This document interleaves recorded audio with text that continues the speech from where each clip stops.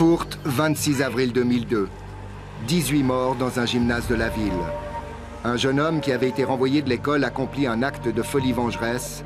Il abat 14 professeurs, 2 élèves et un policier avant de se donner la mort.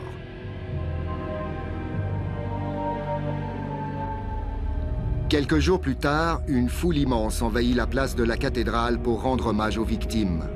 Après la Suisse et la France, l'Allemagne est à son tour touchée par cette incroyable succession de carnages que l'on croyait réservée à la société américaine.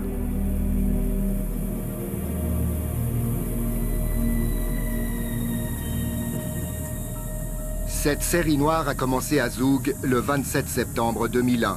Un Suisse de 57 ans pénètre dans la salle où se réunit le Parlement cantonal. En moins de 3 minutes, il abat froidement 14 élus avant de se suicider. Tout le canton est en état de choc. Et pourtant, ce qui apparaît alors comme un acte insensé va se répéter dans un scénario quasi identique. Gestern, ein halbes Jahr nach dem schrecklichen Ereignis bei uns in Zug, hat erneut ein Attentäter in einem Parlament in Nanterre bei Paris ein Blutbad angerichtet. Ich bitte den Rat, sich zum Gedenken an die Opfer im Parlament von Nanterre zu einer Schweigeminute zu erheben. Au Parlement de Zug, l'annonce de ce nouveau drame ravive de profondes blessures. Nanterre, 27 mars 2002. Un tueur fou tire dans la salle du conseil municipal. Bilan, 8 morts. La ressemblance entre ces carnages est frappante. De quoi se demander si certains forcenés ne seraient pas tentés par une forme d'imitation, avec à chaque fois une inquiétante surenchère dans l'horreur pour mieux frapper les esprits.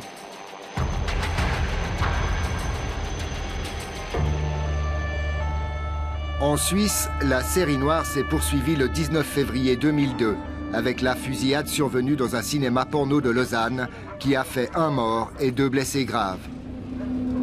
Le forcené, un Suisse de 24 ans, a ensuite mis fin à ses jours. L'enquête a permis d'établir que l'auteur avait prémédité son acte.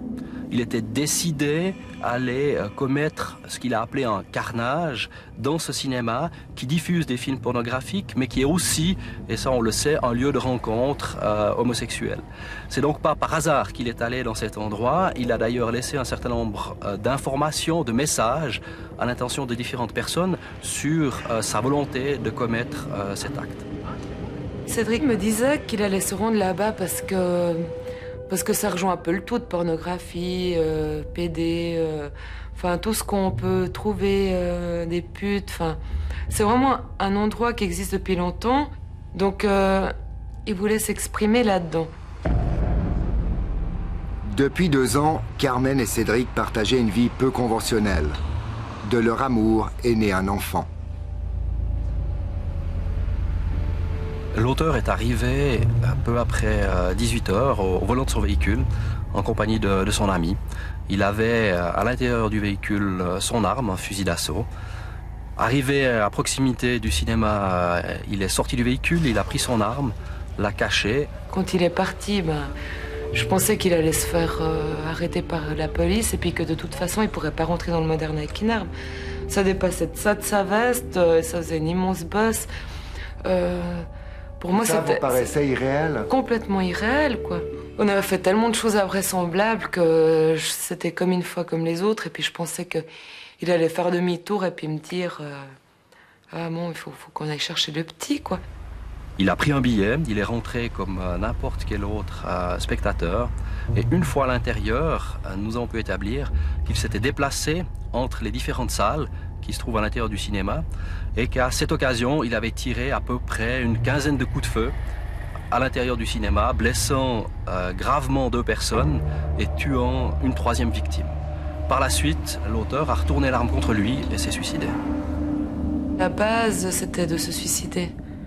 Ensuite, il voulait utiliser ça comme moyen de parler à la société, à sa famille, à ses amis. Pendant qu'il conduisait, il me racontait, il me parlait à toute vitesse, tout ce que je devais dire, qu'il fallait que j'aille voir toutes les presses, toutes les télévisions, qu'il fallait que j'explique tout. Enfin, pour vous dire, à quel point la mission que j'ai de faire passer son message, elle est importante pour moi et puis pour lui. Pour avoir un autre regard sur ce drame, nous avons rencontré la famille de Cédric. C'est sa mère qui a accepté de témoigner. N'a-t-elle pas senti les prémices de la tragédie qui allait se produire? Nous, on a senti que quelque chose n'allait pas, je dirais pas chez Cédric précisément, mais dans le couple dont il faisait partie.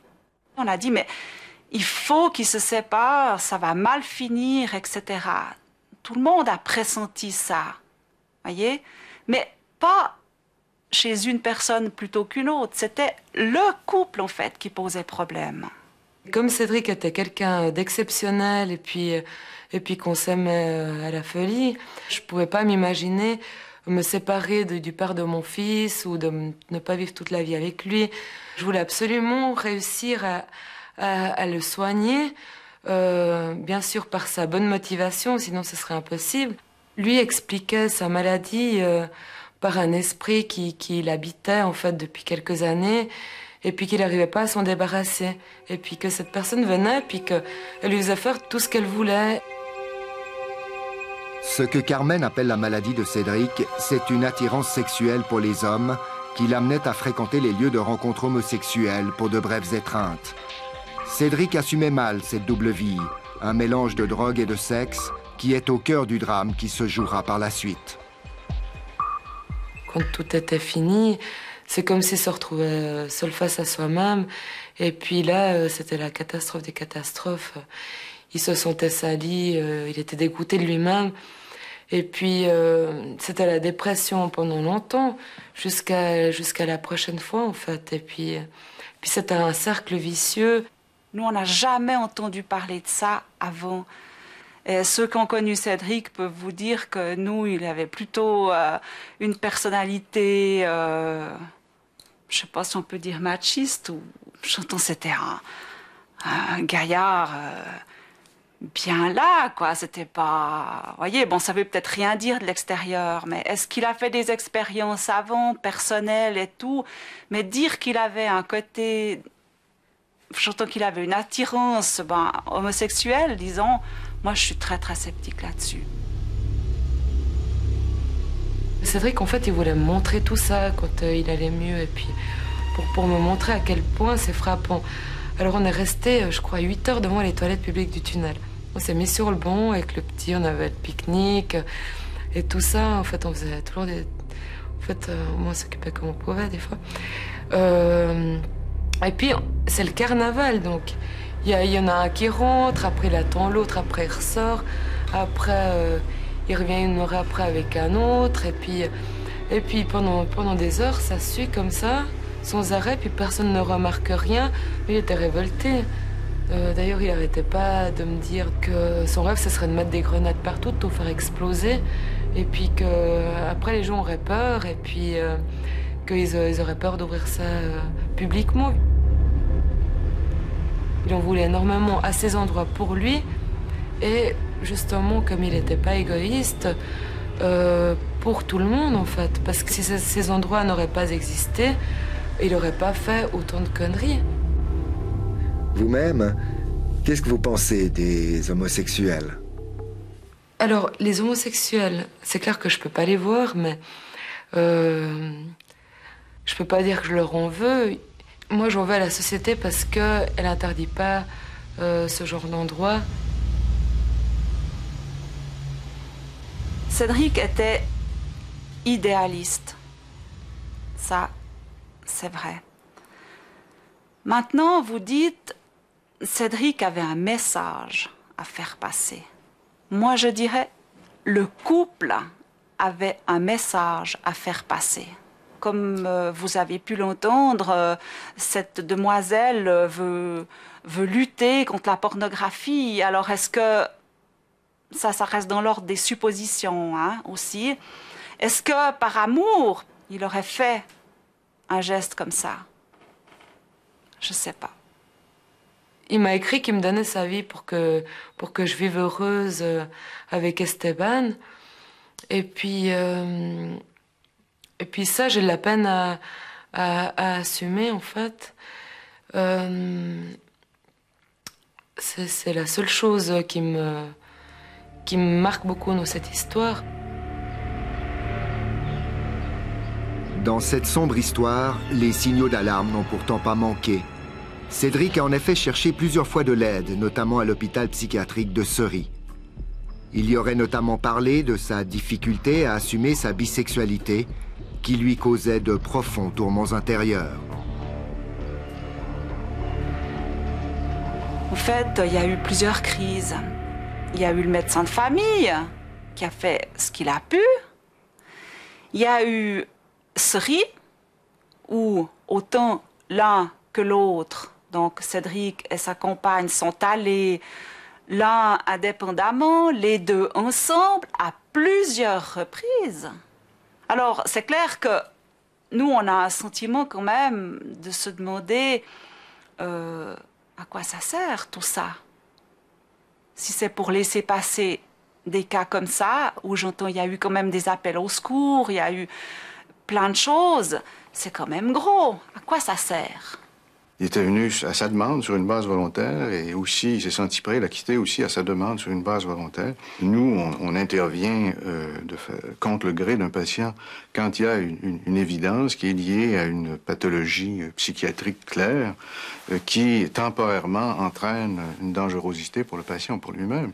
Mais encore faut-il que ceci soit présent, que ceci soit évident, que ceci soit confirmé pour aller à l'encontre des droits des gens, finalement. Alors, en aucun cas, l'équipe avait noté des indices de cette dangerosité-là.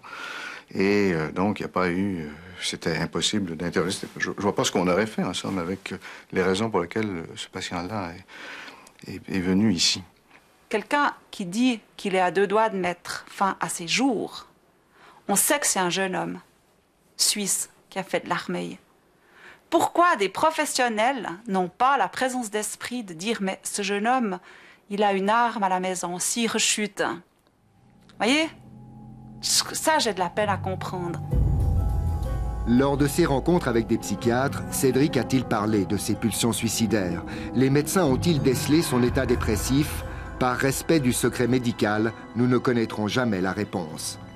C'est sûr qu'il y a quelque chose de tragique qui est arrivé. Je veux dire, on est tous consternés. Ça, en tant que citoyen, on est malheureux et tout. Puis on peut comprendre, encore une fois, que la famille, qui est au cœur de tout ça, soit absolument bouleversée, puis cherche à comprendre, et cherche à trouver des responsabilités, etc., qui, dans ce cas-là, sont probablement multiples. C'est-à-dire cette violence dans la société, probablement l'utilisation de toxiques. Il semble qu'il y a une histoire d'utilisation de drogue. Ça, c'est un facteur extrêmement considérable qui a pu aggraver les vulnérabilités personnelles de cette personne-là. Dans cette tragédie, les responsabilités sont sans doute multiples et diffuses. On peut toutefois observer que l'état dépressif, la drogue et la disponibilité de l'arme militaire ont constitué un cocktail détonnant que l'on retrouve souvent à la base de ces délires meurtriers. Toutes ces tueries ne s'achèvent pas par le suicide de l'auteur. Nous avons rencontré un de ces tireurs fous actuellement incarcéré à Bochu. Surnommé en 1999 le forcené de Saint-Jean, il avait accepté de nous raconter son histoire avant de se rétracter et refuser au dernier moment que son témoignage soit diffusé. Son affaire s'inscrit dans le contexte des drames conjugaux. Tout avait commencé par une violente scène de ménage comme il s'en produit malheureusement trop souvent. Ce qui distingue cette affaire des autres, c'est qu'elle finira par mettre tout un quartier de Genève en état de siège. Ce jour-là, ce marginal de 39 ans, connu pour sa polytoxicomanie, se précipite hors d'un immeuble à Saint-Jean. Il est arrivé de l'immeuble d'en face, donc où habite sa copine, justement, son ex-copine, on va dire. Derrière, il est arrivé vers moi. Moi, j'étais sur le pas de la porte, là, comme maintenant. Et puis il est arrivé un peu en courant, transpiré, il paniquait. C'est là qu'il m'a dit « j'ai planté un couteau dans le cœur de ma copine ». Alors bon, dès qu'il m'a dit ça, j'ai senti que c'était vrai, qu'il y avait quelque chose de réel là-dedans, parce que c'était pas un gag, quoi. Alors je sais pas, je lui ai dit d'attendre, qu'est-ce qui se passe? Eh ben rien, toujours paniqué, il est parti. Il m'a dit qu'il allait chez lui. Alors je suis quand même monté voir. La porte était ouverte, donc j'ai regardé, effectivement il y avait sa copine par terre, blessée donc au niveau du thorax. Persuadé qu'il a mortellement blessé sa compagne, le forcené s'enfuit chez lui à quelques rues de là. À son domicile, il prend son fusil d'assaut et charge la munition. 2 policiers dépêchés sur place frappent à sa porte. Pour toute réponse, ils entendent un mouvement de charge.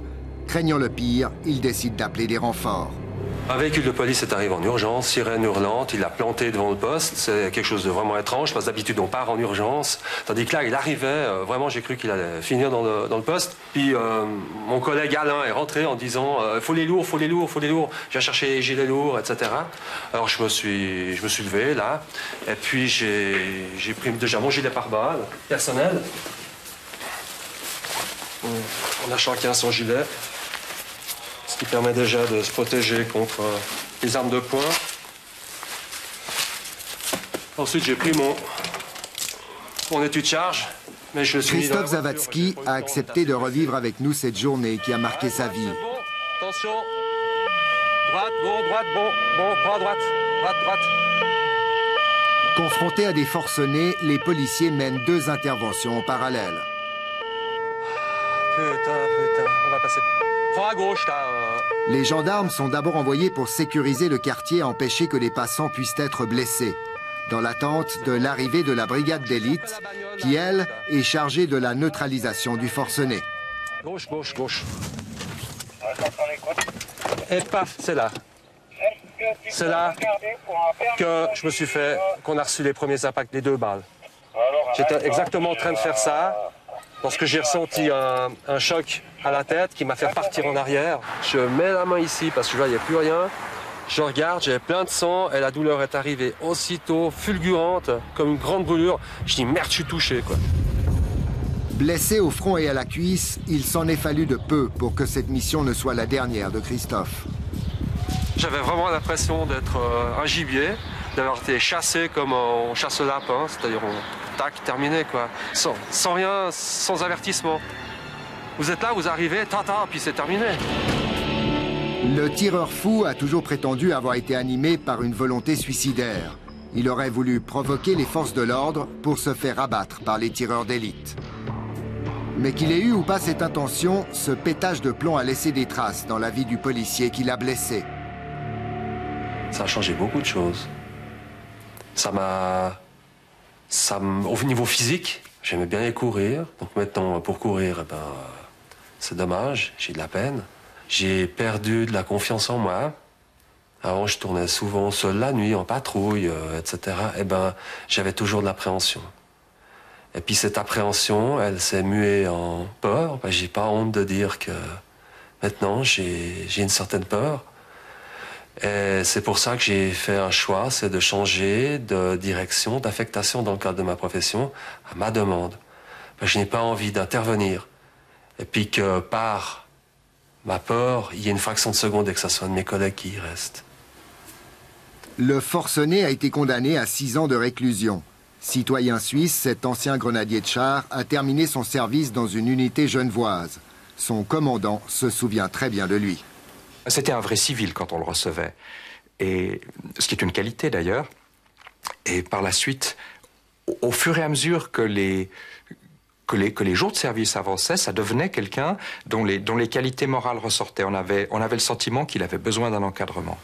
C'était un bon tireur, quelqu'un qui avait du respect pour son arme et qui savait s'en servir. Et pour moi, à 300 mètres, il était capable de toucher un but de cette taille. À 100 mètres de cette dimension et à 50 mètres, il tirait dans une canette de bière. Un type comme ce soldat était capable, en situation normale, de décider avec son arme de service s'il entendait toucher quelqu'un dans le torse, toucher quelqu'un dans la jambe ou pas la toucher. Le siège qui aura mis tout le quartier en émoi s'achèvera dans des conditions rocambolesques grâce à l'intervention d'un voisin qui parvient à désarmer le forcené. Heureusement, on ne déplorera aucun décès. J'ai pas de la haine contre lui, mais je pardonne pas. Ce monsieur, il a tiré sur le flic, il a tiré sur la fonction. Mais derrière les gendarmes, derrière cet uniforme, il y a un homme, il y a un cœur, il y a quelqu'un qui a une famille.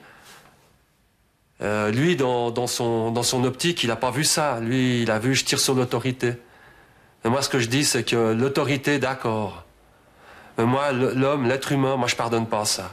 Ce qui me fait souci, c'est qu'après, s'il n'a pas un tort à payer, quels sont les risques? Et quels sont les risques de ces gens qui possèdent des armes à la maison et qui sont reconnus comme polytoxicomanes?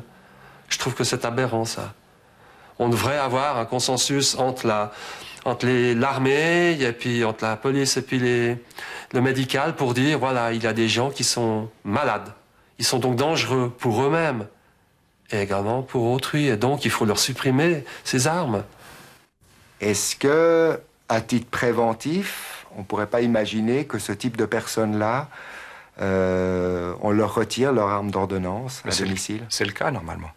C'est le cas. J'imagine que dans son cas particulier, on aurait pu ou on aurait dû le faire. Mais là, c'est pas l'armée qui peut le savoir, mais c'est les rapports de police qui nous en avisent. Et quand nous avons ces rapports de police qui nous donnent, en fait, l'ordre de reprendre l'arme à la fin du cours, on le fait.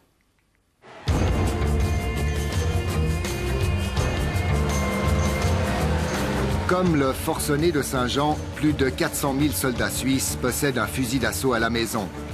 L'usage de cette arme meurtrière en dehors du service constituait jadis un véritable tabou. Hélas, ce tabou s'effrite dangereusement, au point de se demander si l'on peut encore faire confiance à tous ces citoyens soldats qui ont une arme à portée de main, ce qui pourrait s'avérer fatal au cas où ils pèteraient les plombs. On a rencontré en prison un ancien grenadier de char qui avait pété les plombs et qui a tiré sur la police avec son fusil d'assaut. Ça vous déçoit d'apprendre ça? Ouais, c'est assez décevant. Ouais, non, ça c'est clair que... On vit cette école de recrue, ça c'est presque une légende parce qu'on a eu beaucoup de gens à raconter des histoires sur les grenadiers parce qu'ils y étaient passés avant nous. Et puis on a beaucoup de respect vis-à-vis de cette école et d'entendre ça, ça fait un peu mal, quoi. Mais c'est une réalité.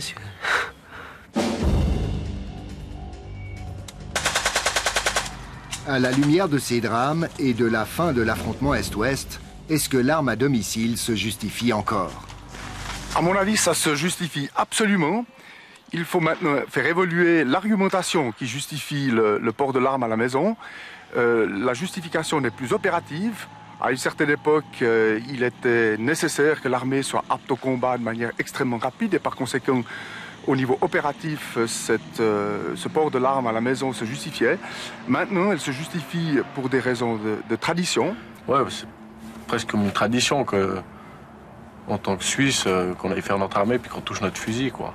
On a passé toute l'école de recrue avec. Nos parents, nos grands-parents l'ont gardé. On voit pourquoi nous, on ne le garderait pas. Personnellement, je trouve que c'est un beau signe de confiance de laisser l'arme du soldat avec lequel il a travaillé et puis il a eu mal avec ce fusil et puis il a eu des moments de plaisir avec son fusil, de lui laisser en tant que souvenir et puis de faire confiance au soldat qui le garde à la maison. C'est déjà, je trouve que c'est une bonne méthode, je trouve. Vooropen! Go! Les soldats suisses sont habitués à ce qu'on leur fasse confiance. Leur instruction est d'une excellente qualité. Et par conséquent, le fait de les priver de leur arme constituerait, je crois, une rupture de cette confiance, une rupture de la tradition. Et c'est pour moi l'argument principal qui justifie le maintien du port de l'arme à la maison. M'enlever mon face, ce serait m'enlever mon bébé. J'ai même donné un nom d'ailleurs, c'est Ève. C'est un nom un peu pur que j'ai trouvé comme ça en marchant et puis je m'y attache. C'est comme le chevalier avec son épée, c'est quelque chose qui rappelle un petit peu la pureté du combat.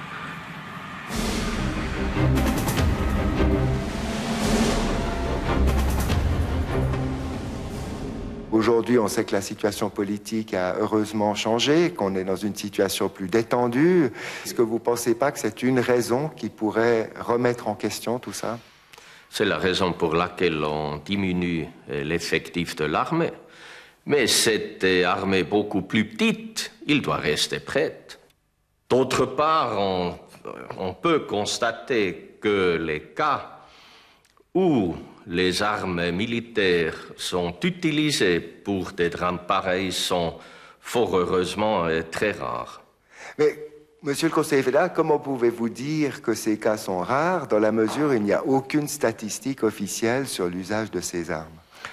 Oui, peut-être c'est la raison pour ce fait, parce que les les cas sont très rares et ce n'était pas nécessaire de faire une statistique. Nous avons, sur la base de chiffres que nous a fournis l'Office fédéral de la police, fait une estimation sur le nombre de personnes qui, année par année, perdent leur vie par une arme d'ordonnance. Et nous sommes arrivés à environ 180 par année. Je précise, c'est une estimation.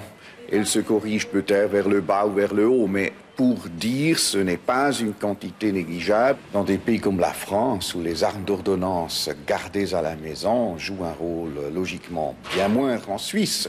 Alors là, on a des données là-dessus. Par contre, pour la Suisse, alors mystère, effectivement, c'est même pas moi qui le dis, hein, c'est un haut responsable, officier d'une carrière, qui m'a dit, bah écoutez, c'est évident, c'est un phénomène que l'on ne veut pas connaître. Pour l'instant, pas de remise en question de la présence des armes à domicile. Oui, pour le moment. Tant qu'il y a des bonnes raisons militaires, je ne peux pas changer la mission pour l'armée, et ça a certaines conséquences. Les sociétés de tir et le lobby patriotique respirent.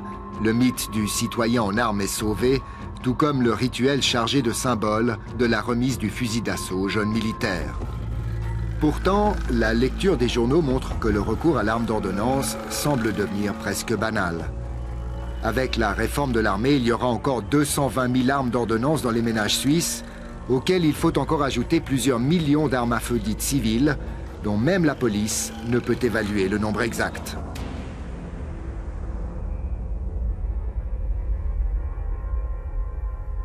On a vécu sous un laxisme invraisemblable en matière d'armes. Je dirais tout le monde qui remettait là un tout petit peu les choses en cause passait soit pour un communiste, le frère de monsieur le conseiller fédéral m'a pratiquement apostrophé de cette façon il y a 2 ans, soit on passait pour un fou ou un hystérique. Et je crois qu'après l'affaire de Zug et l'affaire de Paris qui s'est répétée, je crois que ça doit quand même provoquer une prise de conscience des risques avec lesquels nous vivons. Le surarmement des Suisses se paye tragiquement. C'est notamment le cas dans l'univers professionnel où désormais certains règlent leur compte au revolver. À Berne et à Saint-Gall, des employés s'estimant harcelés psychologiquement ont pété les plombs et abattu leur chef ou leurs collaborateurs.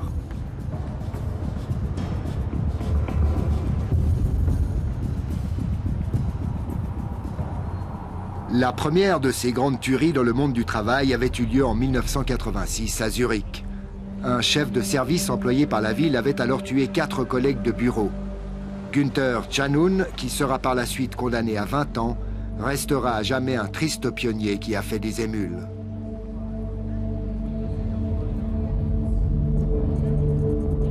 Au pénitencier de Bochu, nous avons rencontré un ouvrier qui avait défrayé la chronique en 1998 à Genève, lorsqu'il avait abattu son patron et grièvement blessé son directeur. Un acte de folie meurtrière qui lui vaut de purger une peine de 14 ans. À l'origine de ce drame, il y a le contexte déstabilisant du travail au noir. J'ai travaillé pendant 18 à 19 ans au noir en Suisse. Et je travaillais depuis 13 ans dans cette entreprise au noir. Je me sentais harcelé avec l'histoire des baisses de salaire. Pour commencer, il y a une baisse de 30 francs, une deuxième baisse de 50 francs par jour. Ça fait une baisse de 80 francs par jour. Ça m'a amené à un résultat final d'une paye moins de la moitié de la paye habituelle que j'ai eue pendant des années. J'étais un individu constant depuis je ne sais pas combien d'années. Donc, on ne pouvait pas maintenant, parce que j'étais âgé, me mettre à la porte. Et puis, le directeur, il a répondu du style ici, c'est pas l'armée du salut. L'ancien employeur n'a pas souhaité s'exprimer dans notre émission, ni sur ces faits, ni sur le déroulement du drame. Par contre, l'un des proches du prisonnier a accepté de témoigner à condition que nous respections son anonymat. À l'époque, il avait constaté la lente mise à l'écart de son ami et une forme de mobbing qui aura des conséquences dramatiques. J'avais vu Alphonse à l'occasion de l'anniversaire de mon frère que nous avions fêté ensemble. Et j'avais quitté une personne qui était vraiment pas bien, qui était mal, et ça m'avait fait un peu peur. Et puis, quelques jours après, justement, mon frère me téléphone en me disant « Est-ce que tu es bien assis ?» Et immédiatement, j'ai dit « Alphonse ». Et il m'a dit « Oui, il est allé tuer tout le monde chez son patron. » J'ai pris l'ascenseur. Dans l'ascenseur, il y a quelque chose qui a changé tout mon comportement, ma personnalité, mon être dans le sens le plus profond. Et j'ai ouvert le sac en vitesse, j'ai pris une des armes et j'ai rentré dans le bureau du directeur auquel je voulais 60-90 secondes avant, je voulais parler et sensibiliser pour mon problème. Et tout d'un coup, c'était plus ça. Tout d'un coup, c'était un ennemi qui me faisait rappeler tous ces harcèlements. Je l'ai balancé une phrase que je croyais que c'était celle-là qu'il m'avait dit ce jour-là, qu'il m'a annoncé qu'il baissait de 50 francs. Et je l'ai balancé aussi, j'ai une surprise pour vous. J'ai pris le pistolet et j'ai tiré. J'ai tiré 1, 2, 3 fois, je crois. C'est comme ça qu'on a établi, oui, 3 fois. Et puis j'ai vu qu'il tombait. Je restais sans aucune certitude, sans aucune idée de ce que j'étais en train de faire. Et puis il y a le patron qui n'était pas concerné du tout. Je le vois crier et venir droit vers moi. Puis je me tourne vers lui avec mon pistolet dans la main. Il m'a pris le bras et puis un coup il est parti. Il est tombé d'une forme bizarre, d'une forme affreuse. Il est tombé comme s'il sautait, il est tombé d'une façon rigide à mes pieds tout droit. J'ai eu des spasmes, des vrais spasmes. Je croyais que j'allais pas tenir, je tremblais. Et je me suis adressé au bureau du chef du personnel. Je lui ai dit, appelle les flics parce que j'ai fait une connerie. Dans la situation d'Alphonse, il y avait tout ce qui l'a amené à cette situation de désespoir et autour, pas grand-chose pour le retenir. Donc effectivement, dans une situation comme ça, tout était possible et le possible, ça a été ça. Je crois que le possible, ça aurait pu être un geste contre lui. En l'occurrence, les plombs ont pété et je crois que tout ce qui s'est passé après relève de quelque chose de totalement irrationnel. Même si ça semble très, très, très déterminé dans ce qu'il a fait, dans les gestes qu'il a pu faire, dans le chemin qu'il a pris, dans les mots qu'il a pu dire, je crois qu'on était totalement dans un autre monde qui était celui de l'irrationnel. J'arrive à la police, au boulevard Karl Vogt, dans ces petites cellules, il y a une banquette en ciment. Je ne sais pas s'il y avait même une mousse, je ne crois pas qu'il y avait même pas une mousse. Il n'y avait pas de couverture, rien. J'avais envie de rien, mais j'ai dormi paisiblement jusqu'au lendemain. J'ai dormi comme un juste. On ne peut pas excuser, j'entends, il y a quand même au bout du compte des vies qui sont brisées, il y a les événements sont horribles, j'entends ce qui s'est passé, c'est épouvantable pour tout le monde, mais je crois vraiment que dans un contexte qui aurait été mieux régulé en amont, eh bien les choses ne se seraient pas passées de cette façon-là. Donc je dirais, il a manqué de régulateurs, il a manqué de fusibles à plusieurs niveaux et à plusieurs moments. À Zoug aussi, les fusibles ont manqué. L'ampleur du drame a sans doute occulté les raisons qui ont conduit un homme s'estimant bafoué par la justice à commettre un carnage. Avec une froide détermination, l'auteur de la tuerie a voulu se venger de ceux qui incarnaient à ses yeux un système politique corrompu. J'ai vu que je ne peux pas sortir de la porte, puisque le type était dans la porte. Je me suis dit, pas de chance, je suis mort comme une bête, non, qui se donne l'air d'être mort. J'ai vraiment attendu que la prochaine balle va me toucher, quoi. C'est ça, je crois, c'était ça le problème le plus grave. Kolleginnen und Kollegen, ich muss Ihnen leider noch einmal eine viel schlimmere Mitteilung machen. Es ist mir mitgeteilt worden, dass bei diesem schrecklichen Anschlag in Zug 14 Tote zu verzeichnen sind, darunter mindestens 3 Mitglieder des Regierungsrates. Ich möchte Sie bitten, zum Andenken an die betroffenen Todesopfer eine Minute zu verwenden. Au Palais fédéral, c'est la consternation. La Suisse vient de connaître le plus grand acte de folie meurtrière de son histoire. Aux 14 victimes, il faudra encore ajouter une 15e mort, celle de l'auteur du carnage, Friedrich Leibacher. Il a volontairement choisi de faire une action spectaculaire. Il a voulu que beaucoup de personnes meurent. Il a vraiment visé les autorités et les hommes politiques zougois pour nous montrer à quel point nous sommes vulnérables. La tuerie de Zug n'est pas un simple pétage de plomb. Leibacher avait prémédité son crime et minutieusement préparé son action. Son attentat était une vraie mise en scène. Il portait une uniforme qui symbolise la force de l'ordre. Il a dit, maintenant nous traitons le cas Leibacher, c'est-à-dire une langue très officielle. L'arme et les tirs avaient beaucoup à voir avec sa voix. Et sa voix était d'une personne qui luttait pour son honneur. La veille du massacre, la justice avait définitivement rejeté ses multiples plaintes contre un employé des transports publics. Une histoire banale dont Friedrich Leibacher avait fait une affaire d'honneur. Tout avait commencé par une altercation dans ce bistrot de la banlieue de Zug, où le futur tueur n'avait pas hésité à dégainer un revolver pour menacer un chauffeur de bus qu'il accusait d'alcoolisme. Alle Leute sind angezündet am Tisch. Krach gesucht. Darum ist ja der Herr raus. Zum Herr hat er gesagt, stockbesoffener Sauhund, fahrst noch Bus. Und hat der ZVB ein Schreiben hineingegeben mit 2-3 scharfen Briefen. Pendant 3 ans, Leibacher va harceler le conducteur de bus en l'accusant d'être un ivrogne. Pourtant, l'enquête menée par les transports publics innocentera le chauffeur, mais cela ne suffira pas à Leibacher.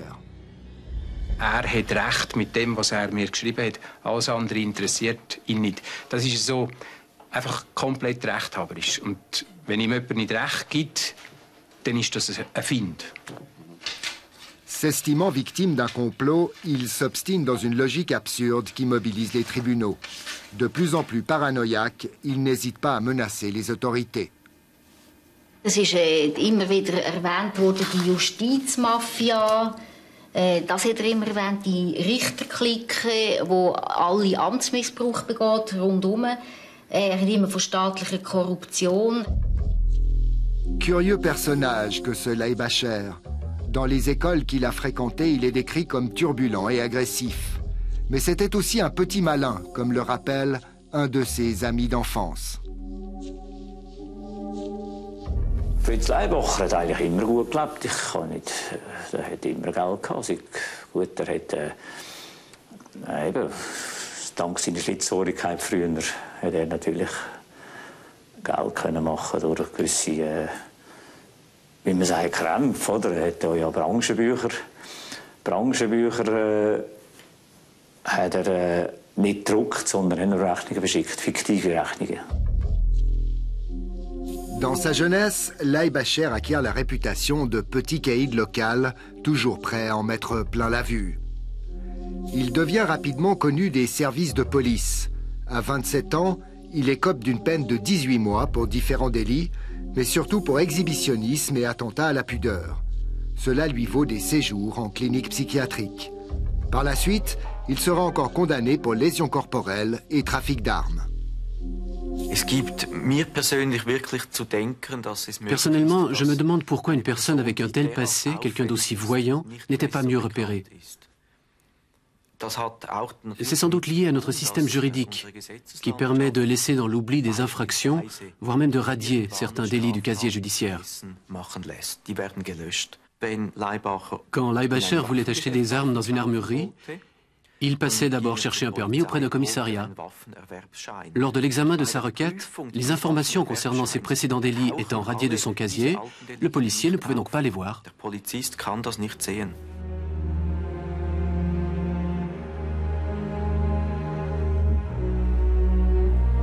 Pendant des semaines, on avait des milliers de fleurs, de bougies, émotions très fortes. Mais maintenant, rien du tout. Je crois que c'est très suisse, allemand, après de nettoyer et de ne voir rien du tout. 9 mois après, il n'y a plus de traces de la tragédie qui a tellement marqué les esprits. Plus surprenant, il n'y a pas de mémorial aux victimes. Quant à la salle du Parlement où s'est déroulé le carnage, elle reste interdite aux journalistes comme aux parlementaires. Aucune décision n'a encore été prise sur son avenir.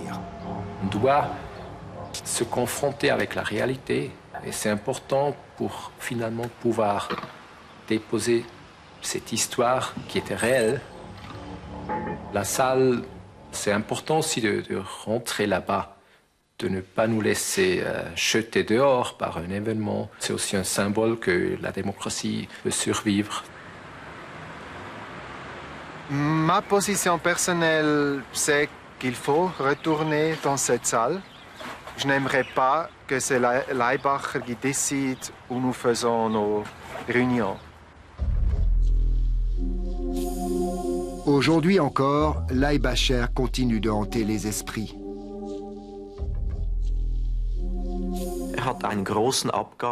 Il a fait une sortie de scène spectaculaire. C'est peut-être ça qu'il souhaitait, qu'on lui consacre une sorte de monument et que l'on continue de parler de lui. Même si on construisait un mémorial aux victimes, on ne pourrait s'empêcher de penser à lui.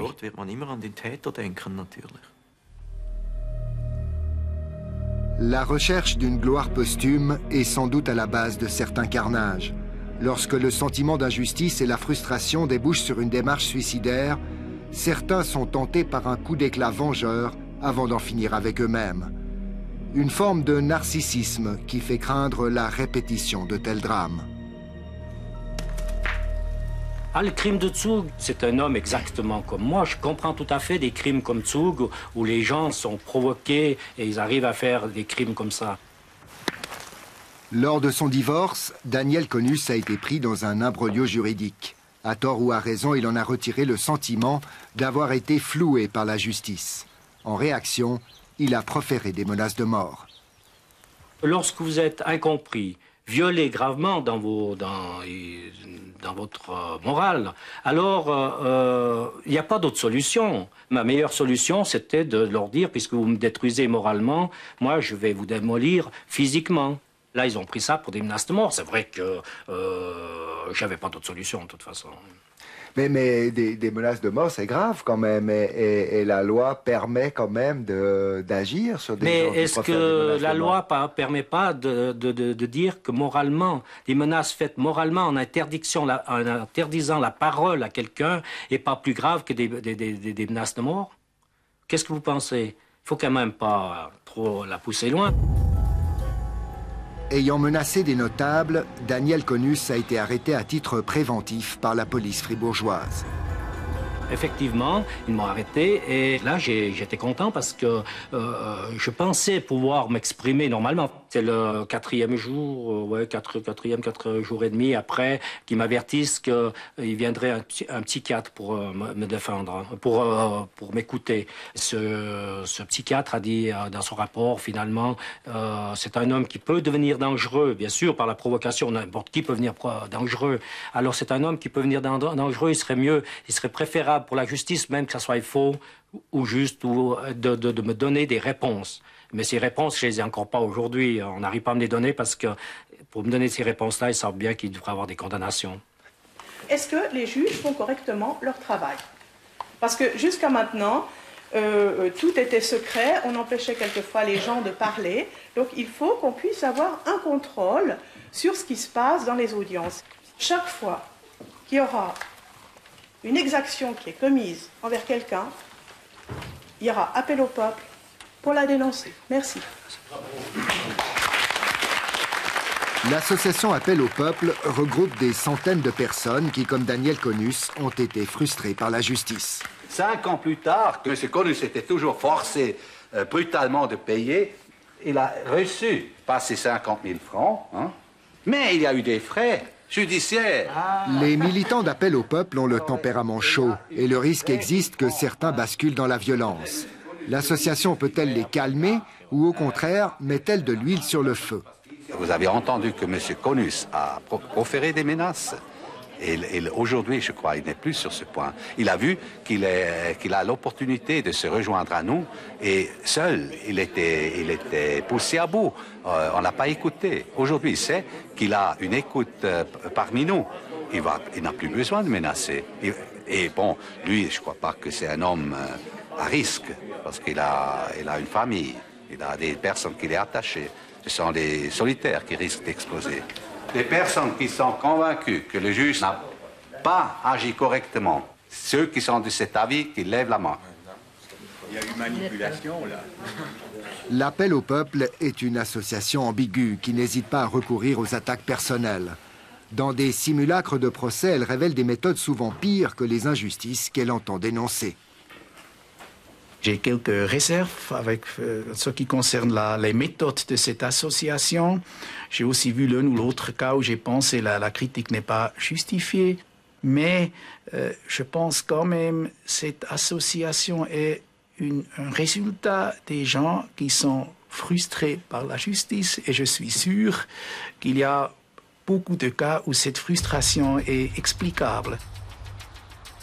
Éminent spécialiste de droit pénal, le professeur Ricklin connaît bien le phénomène des quérulents, ces personnes qui revendiquent la réparation d'un préjudice réel ou imaginaire.